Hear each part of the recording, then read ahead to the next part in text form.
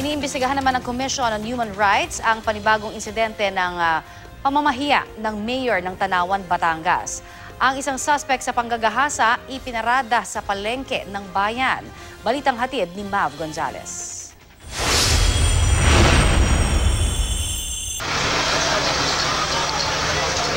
March 2014 nang iparada sa palengke sa Tanawan, Batangas ang lalaking ito na nagnakaw umano ng tuyo sa isang tindahan. June 2015, suspect sa pagnanakaw naman ng kable ang ibinalandra ni Mayor Antonio Halili para raw hiyain. At meron na namang na-shame campaign, isang lalaking umano'y nanggahasa sa isang babae sa barangay Balete. Pinaglakad siya sa palengke habang may nakadikit sa kanyang papel na ang nakasulat, "Ako ay rapist, huwag niyo akong tularan." Sa harap ni Mayor Halili, umamin ang suspect sa ginawang krimen. Pinwera sa babae, ano? Paano, bakit ka? Lasing ba siya o ano? Ano gano'n?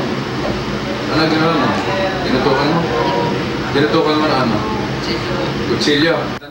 Ipinagtanggol ng alkalde ang ginawa niyang panghihiya sa suspect na si Basilio Riparip.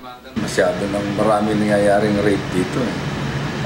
At saka itong taong ito, pangalawa na to na rape na case niya. Iniimbestigahan ng Commission on Human Rights ang panibagong insidente ng panghihiya ni Halili. What I will do is to prioritize this case, and whatever findings our legal division will come up with, it will include among them determining liability if there is any. Gawin lang nila yung trabaho nila. Ako na may gagawin ko yung trabaho ko. Ang DILG magsisiyasat din kung lumabi sa kanyang kapangyarihan si Mayor.